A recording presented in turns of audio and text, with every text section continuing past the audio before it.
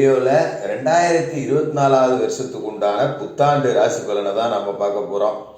இந்த புத்தாண்டு அப்படிங்கிறது பார்த்தீங்கன்னா சோபக்கிருது வருடம் மார்கழி மாதம் 16ஆம் தேதி திங்கட்கிழமை அன்னைக்கு தேய்பிற பஞ்சமி திதியில கீழ்நோக்குடைய மக நட்சத்திரம் சிம்ம ராசி கன்னி லக்கணத்துல பிரீத்தி நாம யோகத்துல இந்த புத்தாண்டு அப்படிங்கிறது பிறக்குது. இந்த புத்தாண்டு பிறக்கும் போது பார்த்தீங்கன்னா இயற்கை பேரிடர்கள் அப்படிங்கிறது 2024 புத்தாண்டுல பெருசாக வரும். அதாவது மழை அப்படிங்கிறது பேஞ்சும் கெடுக்கும் காஞ்சும் கெடுக்கும். வெயில் நாளில் பார்த்தீங்கன்னா ஏகப்பட்ட சூடு அப்படிங்கிறது இருக்கும்.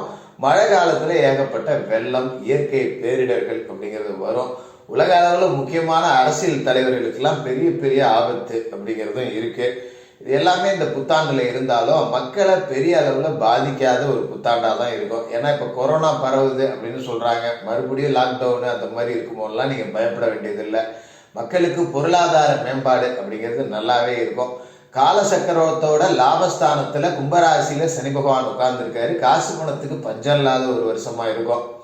வருட கிரகங்கள் அப்படின்னு பார்த்தீங்கன்னா குரு பகவான் மேச ராசியில பலமா இருக்காரு.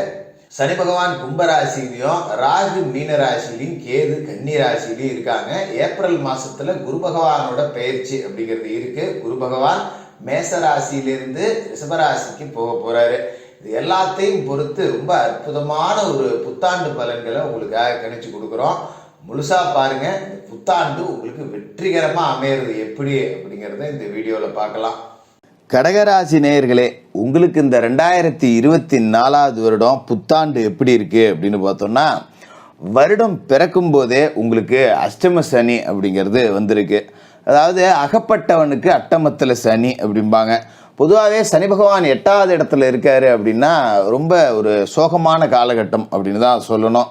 ஏன்னா உங்களோட ராசிக்கு 7வது வீட்டுக்கும் அதிபதி அவர் தான், 8வது வீட்டுக்கும் அதிபதி அவர் தான். 8க்கு அதிபதி 8லே இருக்கிறதால பெருசாக எதுவும் பாதிக்க மாட்டார் அந்த மாதிரிலாம் சிலர் சொல்லியிருப்பாங்க. அதெல்லாம் உண்மை கிடையாது. ஏன்னா சனி பகவான் நீதிகாரகன். எந்த வீட்டில் இருந்தாலும் அவர் அந்த வீட்டுக்கு உண்டான பலனை நிச்சயமாக கொடுத்தே ஆவார். அவர் 8வது வீட்டுக்கு அதிபதி அப்படிங்கிறதால 8ல் உட்காந்துக்கிட்டு நல்லதெல்லாம் பெருசாக செஞ்சிட மாட்டார். அஷ்டம சனி அப்படிங்கிறது ஒருத்தனுக்கு வாழ்க்கையில் மேடு பள்ளத்தை காட்டக்கூடிய ஒரு அமைப்பு அப்படிங்கிறது தான். இதே காலகட்டத்தில் பார்த்தீங்கன்னா உங்களோட ராசிக்கு குரு பகவான் 10வது வீட்டில், அதாவது மேச ராசியில் இருக்காரு. 8ல் சனி பகவான், 10ல் குரு பகவான். இது ரெண்டுமே ஒரு சுமாரான அமைப்பு அப்படின்னு சொல்கிறத விட அதுக்கும் ஒருபடி கீழே அப்படின்னே சொல்லிக்கலாம். ஏன்னா 10ல் குரு அப்படிங்கிறது பதவியில் மாற்றம், இருப்பிடத்தில் மாற்றம், வீடு மாற்றம், ஆஃபீஸில் வேலை மாற்றம், தொழில் செஞ்சால் தொழில் மாற்றம், இப்படி மாற்றங்களை கொடுக்கக்கூடிய 10வது இடத்துல தான் குரு பகவான் இருக்காரு. தொழில்ஸ்தானம் அப்படிங்கிறது தான் 10வது இடம். ஆனால் குரு பகவான் அங்கே வந்தால் மாற்றம் அப்படிங்கிறது நிச்சயமாக இருக்கும். சில பேருக்கு நல்ல மாற்றமாக இருக்கும், சில பேருக்கு மாற்றம் அப்படிங்கிறது கெடுதலாக இருக்கும். அதனால் சுயஜாதகத்தில் தசாபுத்திக்கு தகுந்த மாதிரி முடிவெடுத்துக்கிறது நல்லது. அதே நேரத்தில் 10ஆம் இடம் அப்படின்னா பொதுவான பலன் என்ன அப்படின்னா, முதலீடெல்லாம் எங்கேயும் போட்டுறாதீங்க. 10 ரூபாய்க்கு தொழில் பண்ணிட்டுறீங்களா, அந்த 10 ரூபாயை போட்டுக்கிட்டு அப்படியே என்ன செஞ்சுக்கிட்டுறீங்களோ அப்படி அப்படியே செஞ்சுக்கிட்டு இருக்கிறது தான் நல்லது. இந்த காலகட்டத்தில் என்கிட்ட பணம் இருக்குது கொஞ்சம் போட்டு பார்க்குறேன் அப்படின்னு சொல்கிறது, இல்லை நண்பன் ஒருத்தன் இருக்கான் கூட்டாளியாக கூப்பிட்டுக்கலாம் அவனும் கொஞ்சம் முதல் போடுவான் நான் பார்த்துக்கிறேன் அப்படிங்கிறது, இல்லை பேங்கில் ஒரு லோன் வாங்குறது, கடன் வாங்கி தொழில் பண்ணுறது, இதெல்லாம் கிட்டே கூட போகக்கூடாது. முன்கூட்டியே எச்சரிக்கையாகவே சொல்லி போடுறேன். ஏன்னா 10ல் குரு இருக்கும்போது பதவியில் மாற்றம், அஷ்டமத்தில் சனி இருக்கும்போது அது நல்ல மாற்றமாக இருக்கிறதுக்கு 90% வாய்ப்பு இல்லை. அதனால் ஏப்ரல் மாதம் வரைக்கும் என்ன பிரச்சனை வந்தாலும் சரி எல்லாத்தையும் பொறுத்துக்கிட்டு பொறுமைக்கு என்றைக்குமே அழிவு கிடையாது அப்படிங்கிற மாதிரி நிறைய ஆன்மீக பயணங்கள் செய்யுங்க, குலதெய்வ பிரார்த்தனை செய்யுங்க. இது எல்லாத்தையும் நீங்கள் ஏப்ரல் மாதம் வரைக்கும் பொறுத்துக்கிட்டு தான் போகணும்.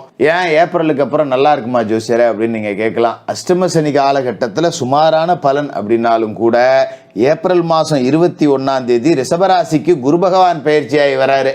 குரு பகவான் எங்கே பயிற்சி ஆகிறாரு அப்படின்னா உங்களோட ராசிக்கு லாபஸ்தானத்தில். அப்போ அஷ்டமத்தில் சனி இருந்தாலும் கூட காசு பணத்துக்கு பஞ்சம் இருக்காது. ஏப்ரல் மாதத்துக்கு மேலே பூர்வீக சொத்து ஏதாவது விற்கணுமா, விற்று காசு கைக்கு வந்துடும். ஒரு வண்டி வாகனம் வாங்கி விற்க முடியாமல் கிடக்கா, விற்று காசு கைக்கு வந்துடும். ஆக மொத்தம் காசு பணத்துக்கு உங்களுக்கு ஏப்ரலுக்கு பிறகு பஞ்சம் இருக்காது. அதே நேரத்தில் காசு பணம் தான் இருக்கே அப்படின்னு முதலீடு செஞ்சு அதை அழிச்சிடாதீங்க.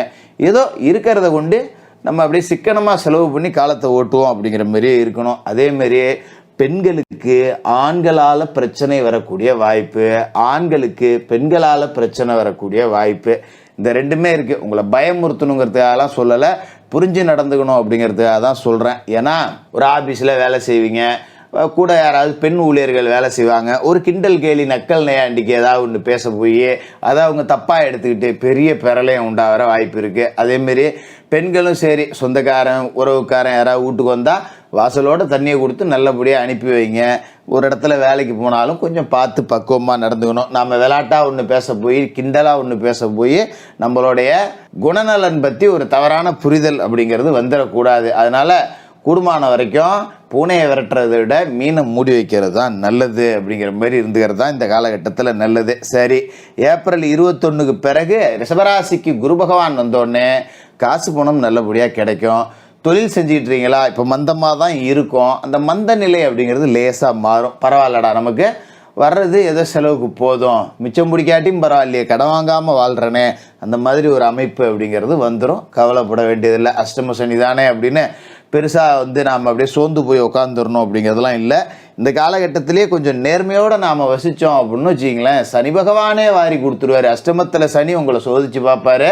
அந்த சோதனையை கடந்துக்கிட்டு நீதி வலுவாமல் வாழ்க்கையை ஓட்டினோம்னா சனி பகவான் வாரி கொடுப்பாரு. அதோட உங்களோட ராசிக்கு 9வது வீட்டில் ராகு இருக்கார். அப்போ ராகு 9ல் இருக்கார் அப்படின்னா 9வது இடம் அப்படிங்கிறது அப்பாவை குறிக்கக்கூடிய இடம். அப்போ அந்த இடத்துல ராகு இருக்கும்போது பெத்த தந்தைக்கு உடல் ஆரோக்கிய பாதிப்பு வரக்கூடிய வாய்ப்பு இருக்குது. கவனமாக பார்த்துக்கணும்.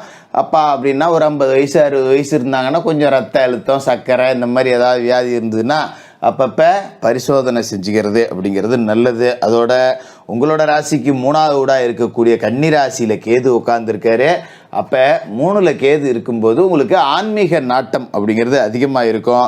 தந்தை வழி உறவுகளில் நிறைய விசேஷ நிகழ்ச்சி அப்படிங்கிறது நடக்கும். அதால் 10 ரூபா செலவு பண்ணுற மாதிரி இருக்கும்.